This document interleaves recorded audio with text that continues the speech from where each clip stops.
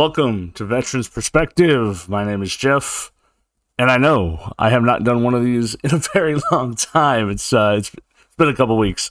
I have not been feeling good, but I'm back, and we're going to catch up with the blog. I've still been posting the blog every week, the newsletter every week on Substack. I will post it down in the description. Make sure we follow, and I'm going to start posting on TikTok more as well. Jeff and AZ81 on TikTok as well, just like it is here on YouTube, and Veterans Perspective on Spotify. Okay, I'm going to do my best to kind of streamline things a little bit more and better. Today, our topic of conversation, catching up with the blog, because as you guys know, our episodes are based off of the blog, the newsletter, okay? Veterans need to start treating our benefits like we own them, okay? But first, our sponsor, we all know it's the Etsy store. The holidays are here. Happy holidays, everyone. I hope you guys had a wonderful Thanksgiving, and Christmas is here for those of you that celebrate. Hanukkah is coming as well, so happy Hanukkah to my Jewish friends. That is coming up. The Etsy store is getting hot, man. We've actually had a few orders lately.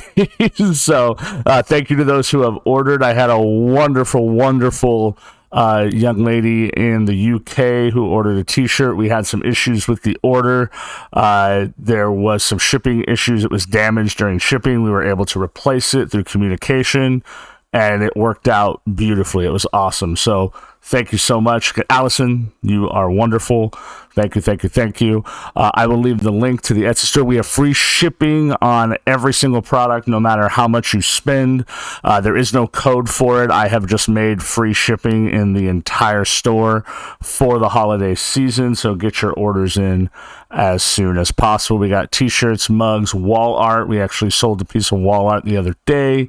We use a reputable print-on-demand company called Gelato that prints all of our stuff and ships all of our stuff for us, so that it is streamlined and simple, and plus they make really good stuff. It's quality product, and myself and Carrie, my wife, make all the designs, and they print and ship for us. So it is Etsy.com jkprintgifts.com. Okay, I will leave the link down in the description. So jkprintsgifts.etsy.com. I think I said that incorrectly the first time, but I will make sure that is down in the description for you guys. Pick something up.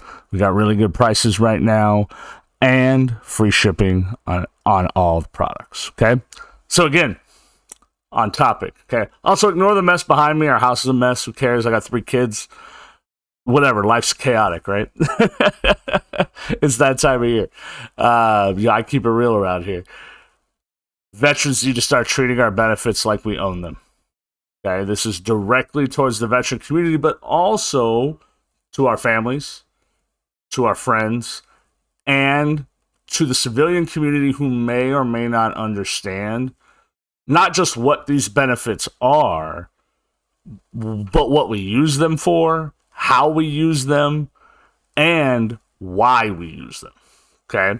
So, for years and years and years, decades, the veteran community has been pressured to feel guilt about our benefits. Okay? Not respect, but guilt. Okay? Not entitlement in a contractual sense. And yes, our benefits are contractual. Okay, that's on one of the other blogs. We'll talk about that probably next week or the week after. Okay, but to feel shame. And it's long overdue that we call this out. Okay, but instead, we have entities like the Washington Post and Lieutenant Colonel Gade, a disabled veteran, who say that we should feel shame, that we're all liars and fraudsters, and we have to be defined by our jobs and our work, right? That's what they want us to feel. No. Veterans benefits are not gifts. They are earned compensation written into our contract, okay, that we signed the day that we joined the military. For my veteran friends, it doesn't matter what branch of service you were in, even the Coast Guard, right? My Department of Homeland Security friends out there, right? When we all went to MEPS, right? When we all went to MEPS, walked around butt-ass naked in front of doctors for God knows whatever reason, right? Took a bunch of shots, filled out a bunch of paperwork, did a bunch of physical tests, got through all of that, and you signed your contract. Part of that contract was that you would be taken care of should some bullshit happen to you. And some bullshit happened to a lot of us. And it doesn't say if that bullshit happens in combat. It says if that bullshit happens during your service. And that statement is directed directly towards Lieutenant Colonel Gade, because he thinks only combat veterans should receive any sort of benefits.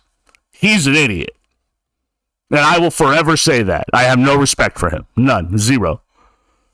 Okay, he is a Blue Falcon, a buddy fucker. When civilians work a job and receive benefits, nobody questions whether they deserve them. No one. No one. In fact, people go to court, people protest, people form unions to ensure that those benefits are not just upheld, but that they grow. And strong unions ensure that they grow to a point where other people complain about how much some industries get paid. See the New York Teacher Union. Okay? Nobody pulls them aside to whisper that they should feel lucky or guilty for using what is part of their employment package. Health insurance, PTO, retirement plans, tuition assistance. It is expected. It is normal. It is the standard in the civilian world. And guess what? Veterans deserve to have that same mindset. Our benefits belong to us. We paid for them with service, stress, trauma, and years away from our families, friends, and loved ones. In a different sense than civilian sector jobs. Most of them. Okay, most of them. The old military culture, and this is not fully the civilian side's fault. In fact, it is mostly the military's fault. Okay? I served from 1999 to 2003. I joined before 9/11. Okay? Be all you can be Army. Okay? A very different Army. I joined a very different Army. Okay? And back then, benefits, the culture around those benefits was toxic. Transition assistance was a joke. When we came home from Iraq, and now mind you, I deployed with a reserve unit, the greatest unit of all time, the 316th Quartermaster Company. Okay, don't yell OPSEC in the comments, my veteran friends. The unit doesn't exist anymore. Okay. What we did, so we came home, okay, we flew back to Kuwait, then we came back to the States, to Fort Lewis, Washington. That was our mobilization and out processing station, okay? We started there and we ended there. And then once we were done at Fort Lewis, we flew back to the San Diego airport and they let us go home. They said, go home, be back tomorrow morning at 0700 for first formation. All right. What's the first thing you think we did? Man, I got fucked up drunk. Because you're back in the civilian world all of a sudden after being in a combat zone, a high tempo combat zone. Remember, I was there the first year of the war. I'm sorry, I said I served from 1999 to 2003. I served from 99 to 2007. I fought in Iraq from 2003 to 2004. Okay. The transition assistance we started the next day, and it's just a series of PowerPoints. Don't kill yourself. Okay. How you feeling? I'm all right. Don't punch your wife in the face. Okay. I wasn't married at the time, so don't punch your girlfriend in the face. Okay. There's no real guidance there. There's no real support. And it wasn't the company leadership's fault. That's how the Army did it. It's just a list of PowerPoints and a stack of pamphlets that some asshole said, yeah, give them this. Send them home. There's no real understanding of what coming home would look like, especially in the reserves. Especially in the reserves. Because on active duty, you could confine a unit to base. You could quarantine them to base. The message was not spoken openly. It hung in the air. Okay? And the conversation about benefits, I don't even remember. Now, I'm a lot older now. We're years beyond, so it could have happened. Okay? But I don't even remember benefits even being mentioned at all. And apparently that's changing. And they are talking about benefits now. They're showing people as they're transitioning out how to apply for benefits. And what do people do? What does the Washington Post do? Oh, man, they're teaching these guys how to apply for benefits right away. Training fraudsters. What the fuck?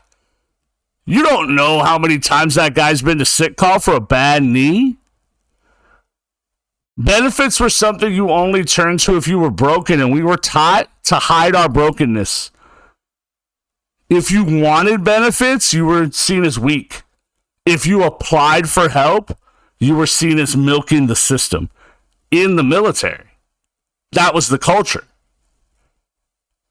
Look at our Vietnam veterans. How long did it take for some of them to not just fight and get the benefits that they earned and deserved from the government itself, but how long did it take for some of them to even go to the VA and apply? Because they thought they were weak because they did it because the military told them they were. That's fucked up, right? That would be like you at your job that you've been at, you've worked your ass off for, and you're about to hit your 5-year mark where you're vested for your stock options, right? And your boss comes to you and say, you know what?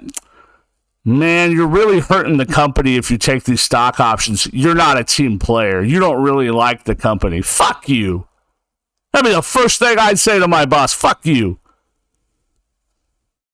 Team player.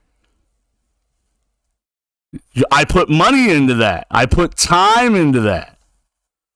But that's how we treat our veterans. That's how the military treats its own people. And it probably still happens. My current service members let me know I'm not part of that world anymore. Okay? The truth, the message kept veterans quiet, and it kept costs down. The reason why the government's talking about benefits now is because more veterans are applying for benefits now than ever before. And what does that mean? More veterans are being approved, which costs more money.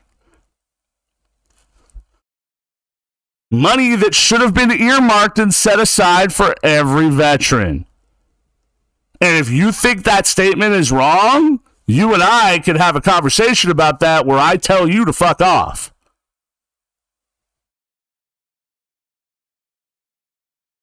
And if you don't like that, I don't care.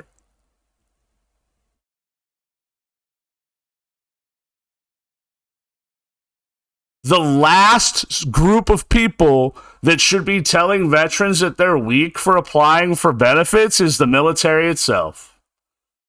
The last group of people that should be telling a veteran not to go to sick call because they fucked their knee up is the military itself. The last group of people that should be telling a veteran, hey, don't worry about it, it's all in your head, when you're having thoughts of suicide or hurting yourself, is the military itself. But that's what happened. That's exactly what happened. And now that the military's trying to fix it, the government and civilian news outlets are saying that we're fraudsters and milking the system? Fuck off. That's my statement to entities like the Washington Post. Some members of the Veterans Service Committee. People like Lieutenant Colonel Gade. Fuck off. Because we've already gone through that. Veterans benefits are not handouts. Again, they are part of the contract. Every service member signs a contract. You don't just walk into the military, hey, I'm here, give me a gun, give me a weapon. Woo! No, it's not how it works. That contract lists compensation, salary, housing, education, medical care, disability support. These benefits are not charity. They are part of the exchange. We serve our country, we give our time, we give X amount of years. This is what we get in return. Just like any other job that you sign a contract for. We follow orders, legal orders. We'll talk about that another day. You accept the risks, the known risks and unknown risks. The benefits are the government holding up its end of the deal in taking care of veterans, which they have not done. The VA? No. They're getting better. The federal government? No. Not at all. Civilians don't apologize for using their dental plan. Why the hell should veterans apologize for using the VA? Tomorrow, I have a nerve test on my neck because they think that my stenosis is causing my migraines. The VA is paying for that through the community care program for me to go to a civilian doctor to have that procedure. Do you think I'm sorry that I'm having that procedure because it's service connected? Do you think I'm sorry that that's happening? Fuck no. Hell no. That's wild if you think I'm sorry that I'm going to that appointment. Come on. You wouldn't be sorry if you were going to that appointment and you worked at a local car factory, if you worked for Ford. Same thing. Same thing. The veteran mindset itself must shift. Not just the civilian mindset. The veteran shift. Mindset must shift. This means using VA healthcare without guilt. We cannot feel guilty. And I'm guilty of this. I have felt guilty going. I don't need more. Shit, I make all the appointments I can now. Filing disability claims without shame if they are warranted. Okay, we don't file claims just to file claims. But if you have a claim, or if you even think you have a claim, file that shit. You have a right to. And the VA has a responsibility and a legal obligation to investigate that claim. Asking questions about your care without hesitation. The veteran community lives in a culture of silence. We take it, right? We take it. Okay, cool. Yeah. Oh, cool. It's that way? No problem. Fuck that. Look at the people who are supposed to be taking care of you and say, wait a minute, I think it should be this way. Why isn't it that way? Wait a minute, why am I going over here? Ask questions. Be respectful, but ask questions. Expecting quality services because you earned them. For a long time, and a lot of my veteran friends can probably attest to this down in the comments, for a long time, the VA acted and treated veterans like we were still in the military, right? I would go to the VA to, say, do blood work or do a urine test or whatever, right? And it felt like they were giving me orders. I'll never, ever forget. I went with my wife because I don't go to the VA alone, right? I don't go many places alone anymore. But I went with my wife to do blood work. And I was kind of sitting on the end. I had taken my numbers when they still had the paper number system. And I was sitting on the end. And they called my number and I got up, right? And I got a bad back and bad knees. I was moving a little slow that day. I didn't stretch that morning. And then the guy behind the counter yelled my number in a tone that I did not like. And it was like he was ordering me. And the only person that orders me is my wife. Right? And I looked at this gentleman who was probably also a veteran. And I just shook my head. I said, no, we ain't doing that today. And he was like, what? I said, I'm not in the service anymore, sir. You will treat me with a different type of respect. Because we treat civilians differently than members of the military. Right? When we're in the military, right? We talk to each other differently, right? He wouldn't yell at a civilian in a doctor's office the way he yelled at me.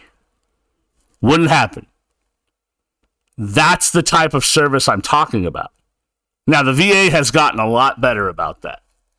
I will give them, at least the Phoenix VA, I will say, customer service, how I'm treated when I go, how they talk to me on the phone, okay? How I'm treated on my telehealth appointments, which is what I do mostly, right? They have the Phoenix VA, 10 out of 10, right? The last 2-3 years, 10 out of 10. Okay, so that is getting better. Recognizing that PTSD, depression, anxiety, and injuries are service-connected conditions. Notice I didn't say just combat-connected conditions. Now, I saw combat for a whole last year. An OIF 1, day 1. Okay? Not everyone's injuries in the military occur in combat. That doesn't mean they shouldn't be taken care of. Do I make myself clear about that? Because we have to be clear about that.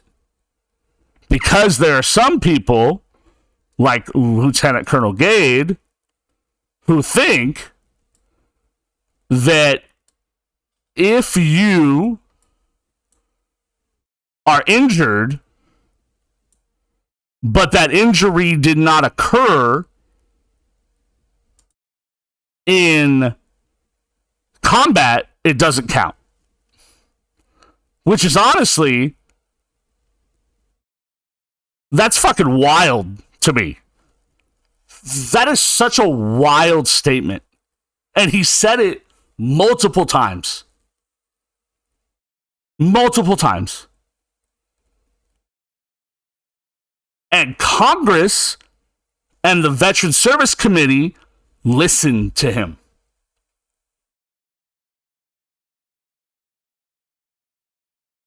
That should have disqualified him immediately from having any influence on anybody at any time. Because I know plenty of people who were injured in the military who did not see combat.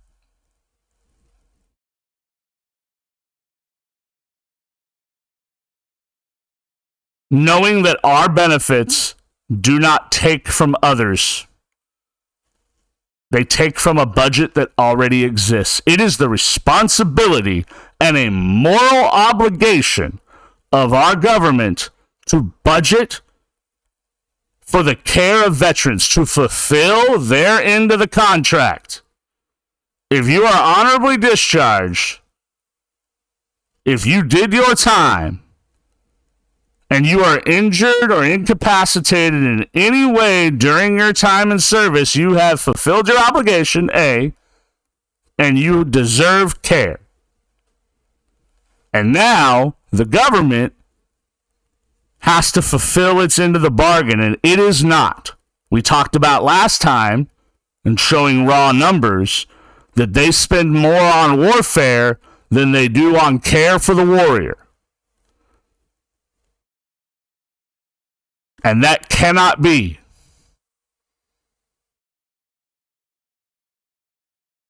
Because if we stop caring for the warrior, the wars become very hard to fight. And I mean that when I say it. I mean that when I say it. If we continue to fight wars that are shit, because when's the last time we fought a war that actually benefited this country? Right? And now I'm getting political, right? Which you all know is part of this party here. When's the last time we fought a war that actually fucking mattered to this country? That actually protected and served the betterment of this country? I'm going to leave that as an open-ended question. Comment down below. Okay? But the government has a responsibility to live up to their end of the contract, which they are not doing.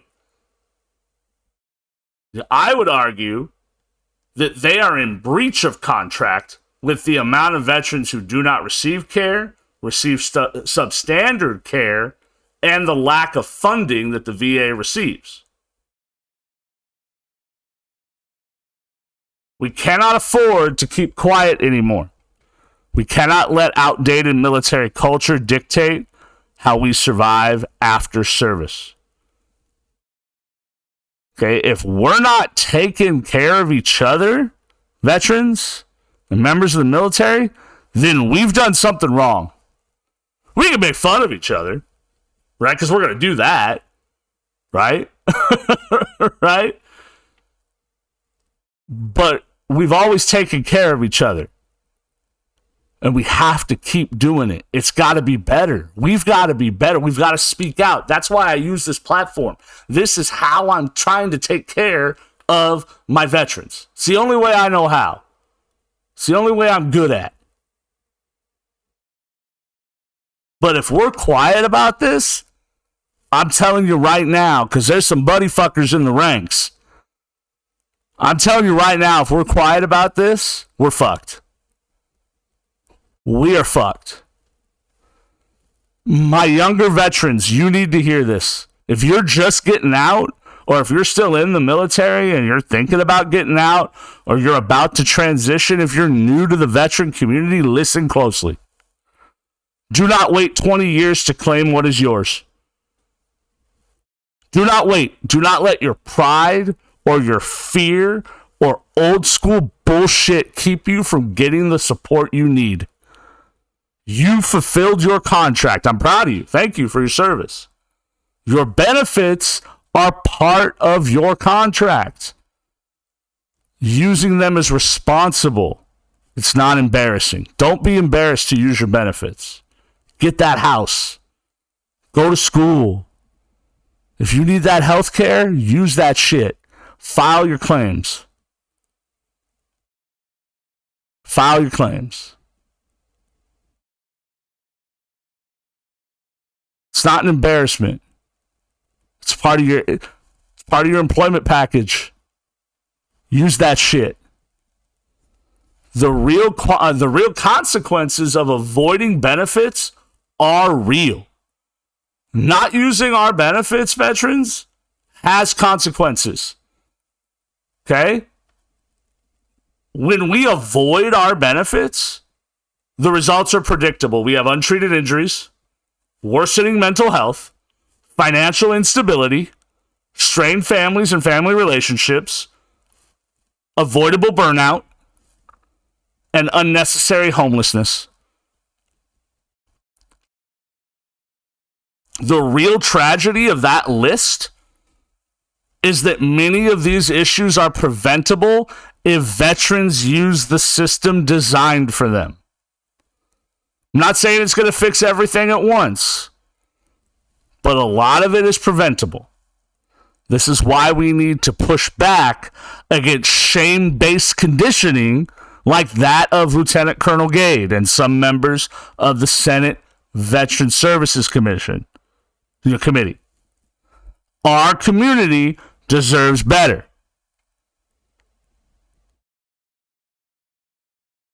We have to take ownership. We have to own.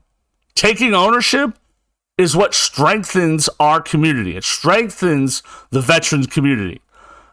Veterans that use their benefits become healthier, not working a job, just working and your job being your sole purpose, like Lieutenant Colonel Gade says. He's an idiot. Veterans who use their benefits become healthier, have a potential to stay employed longer, not all the time, right? Depending on disability. Okay. Avoid crisis situations at a higher rate. Okay. Reduce strain on the family, whether it's financially or health-wise. Build stability after service. Okay. These outcomes make the entire veteran community stronger. If you're using your benefits, you're making the entire community stronger. Veteran benefits are not charity. Again, they are not charity. They are earned, they are contractual, they are rightfully ours. And it's time that we claim them without apology. Period. So my call to action is this. What veteran myths or outdated beliefs do you think hurt the veteran community the most? Let me know down in the comments. I have several things for you guys to leave down in the comments. I need to see a list of comments, people. Okay? All right? I missed you guys. I'm glad that I was able to record this episode. I'm going to do my best to continue to record episodes once a week, maybe once every other week. I will continue to do my gaming content. As you guys know, I do that as well. I'm a variety content creator. So if you guys like that, that's going to continue as well. Okay? Make sure you guys subscribe to the Substack blog. The link to this blog, newsletter, whatever you want to call it, will be in the description. The Etsy store will be in the description. I love you guys. Thank you for listening. Thank you for being a part of the Veteran Perspective community. I will see you guys next time. Thank you.